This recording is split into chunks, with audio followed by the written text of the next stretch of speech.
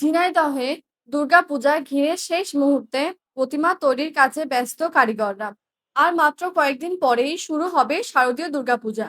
এ উপলক্ষে ঝিনাইদহের বিভিন্ন মন্দিরে শেষ মুহূর্তের প্রতিমা তৈরির কাজে ব্যস্ত কারিগররা। প্রায় মন্দিরে শেষ হয়েছে দোমাটির কাজ, চলছে রঙের কাজ। দেশের বর্তমান প্রেক্ষাপটে বাড়তি নিরাপত্তাও দাবি জানিয়েছেন মন্দির সংশ্লিষ্ট অনেকেই। ভক্তদের দাবি, অনেক মানুষের মধ্যে মিশ্রতা দূর করে দেবী এবং সম্প্রীতি প্রতিষ্ঠা করবেন। ঝিনাইদহের প্রতিনিধি বশির আহমেদের পাঠানো রিপোর্ট। পূজার সময় যত ঘনিয়ে আসছে ততই বাড়ছে প্রতিমা তৈরির কারিগরদের শেষ সময়ের ব্যস্ততা। দম নেওয়ারও সময় নেই তাদের। রাত দিন চলছে প্রতিমা তৈরির কাজ। শিল্পীদের নিপুণ দক্ষতায় তৈরি হচ্ছে এক একটি প্রতিমা। নিজের মায়ের মতো অতি ভালোবাসায় তৈরি করা হচ্ছে দুর্গা, সরস্বতী, লক্ষ্মী, কার্তিক, গণেশ ও শুধু শিবের মূর্তি। আসন্ন শারদীয় দুর্গা পূজা উপলক্ষে এভাবেই ঝিনাইদহ জেলার বিভিন্ন মন্দিরে মন্দিরে চলছে প্রতিমা তৈরির শেষ মুহূর্তের কাজ। আগামী ২৭ সেপ্টেম্বর বোধন শেষে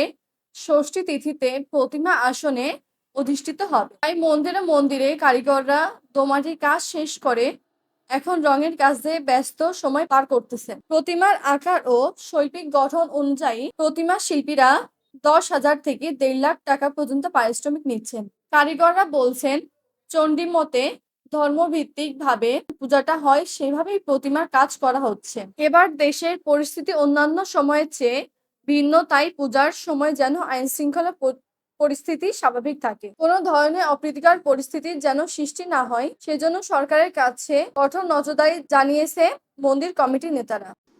আমাদের পূজায় যেহেতু বর্তমান আইন শৃঙ্খলা পরিস্থিতি একটু খারাপ, নিরাপত্তার কারণে প্রশাসন যদি আমাদের দিকে একটু নজর দেয় তাহলে ভালো হয়।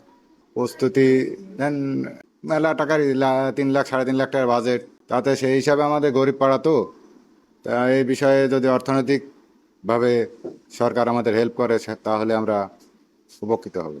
যে এই পূজা আমরা সুন্দরভাবে এবং সঠিকভাবে এই পূজা সম্পূর্ণ করতে পারবো। ইতিমধ্যে আমাদের ডেকোরেশনের বিভিন্ন জায়গায় কাজ চলছে ডেকোরেশনের, এবং প্রশাসনিক দিক থেকেও আমাদের কাছে প্রায় তারা আমাদের কেমন পরিস্থিতি, নিরাপত্তা কেমন, আমাদের খোঁজ খবর নিচ্ছে।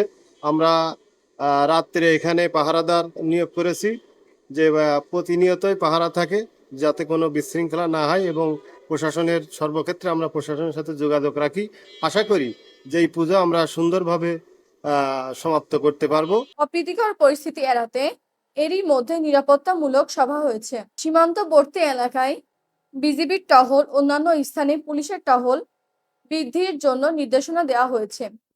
সাথে জেলা প্রশাসনের সার্বক্ষণিক মনিটরিং সেল কাজ করছে বলে জানালেন এই কর্মকর্তা। শারদীয় দুর্গাপূজা উৎসব ২০২৫ যথাযথভাবে উদযাপনের জন্য জেলা প্রশাসন ঝিনাইদহের পর্যাপ্ত প্রস্তুতি রয়েছে। ঝিনাইদহ জেলায় প্রতিমা প্রস্তুতি থেকে শুরু করে বিজয়া দশমী পর্যন্ত ৬টি উপজেলায় পুলিশের টহল কার্যক্রম সহ সীমান্তবর্তী অঞ্চলে বিজিবির টহল কার্যক্রম জোরদার করার জন্য নির্দেশনা প্রদান করা হয়েছে। ইতিমধ্যে জেলা প্রশাসনের প্রস্তুতিমূলক সভাও অনুষ্ঠিত হয়েছে। আমরা প্রত্যাশা করছি জেলা প্রশাসন এবং সকলের সহযোগিতায় সুষ্ঠু সুন্দর কোনো ভাবে দুর্গাপূজা উদযাপিত হবে। কোনো প্রকার অপ্রীতিকর পরিস্থিতি এড়াতে আইন শৃঙ্খলা বাহিনী সহ সংশ্লিষ্ট সবাই সতর্ক থাকবে। জেলা প্রশাসনের তথ্য অনুযায়ী চলতি বছরে জেলায় ৪৫৫টি মন্দিরে অনুষ্ঠিত হবে পূজা। চলতি মাসের ২৭ তারিখে বোধনের মধ্য দিয়ে দুর্গাপূজার সূচনা হবে ও ২৮ তারিখে মহাষষ্ঠীর মধ্য দিয়ে শুরু হবে দুর্গাপূজার মূল আনুষ্ঠানিকতা। নিত্য নতুন ডিজাইন এনেছি, সে হলো চণ্ডী মতে।